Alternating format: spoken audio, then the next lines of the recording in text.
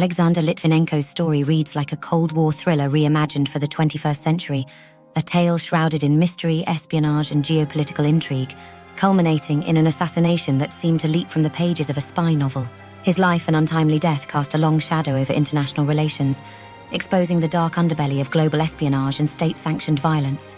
Today, we endeavor to unfurl the intricate tapestry of Litvinenko's life, his transformation from a loyal officer of the FSB, Federal Security Service of the Russian Federation, to a vociferous critic of the Kremlin, and the chilling circumstances that led to his demise. This event strained diplomatic relations and became a symbol of the ruthless reach of state power. Born in the Soviet city of Voronezh in 1962, Alexander Litvinenko embarked on a career in law enforcement in the early 1980s, joining the Soviet Union's Ministry of Internal Affairs. His journey took a pivotal turn with the collapse of the Soviet Union, as he became part of the FSB, the successor to the KGB.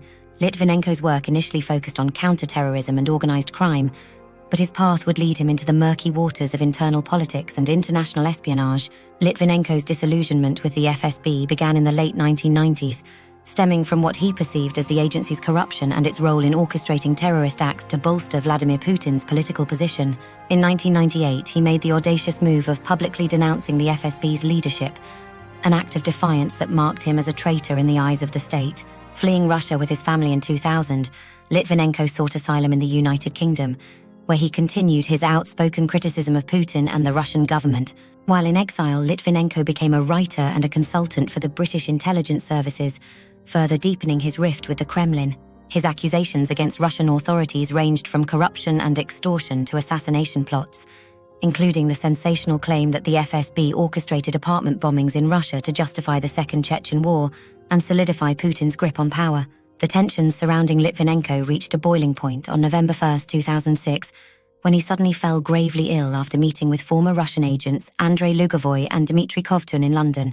It was during this meeting that Litvinenko is believed to have ingested a fatal dose of polonium-210, a highly radioactive substance. However, the precise method of administration remains a subject of speculation. Reports suggest the poison was likely slipped into his tea, a mundane act that masked a sinister intention. Polonium-210's lethality lies in its mode of action. As an alpha emitter, it causes intense localized tissue damage. Unlike other forms of radiation that may pass through the body, causing minimal harm, alpha particles have a short range but are highly destructive to the cells they encounter. Once ingested, polonium-210 is distributed throughout the body, concentrating in organs such as the liver and kidneys, which wreaks havoc on cellular structures. The poison induces a rapid and catastrophic failure of the body's vital systems, leading to death. Hours after the meeting, Litvinenko fell acutely ill. His initial symptoms were typical of acute radiation syndrome and included severe vomiting and abdominal pain.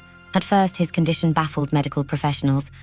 The symptoms were indicative of poisoning, yet the specific cause was elusive. His condition deteriorated rapidly, leading to his hospitalization.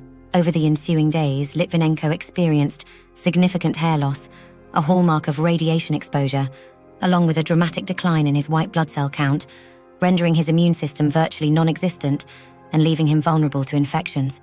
The breakthrough in diagnosing Litvinenko's illness came when doctors, suspecting radiation poisoning, tested his body for radioactive substances.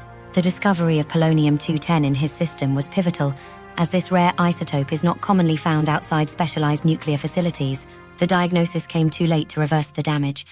By this point, Litvinenko's internal organs were in a state of advanced decay, with the poison disrupting cellular function and DNA, leading to rampant organ failure.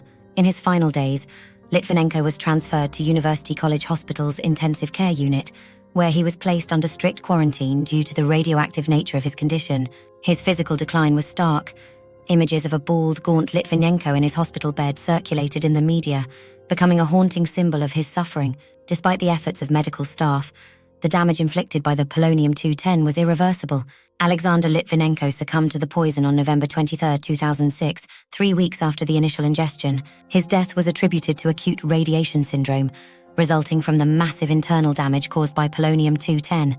The assassination of Alexander Litvinenko is a grim testament to the lengths to which individuals or entities will go to silence opposition.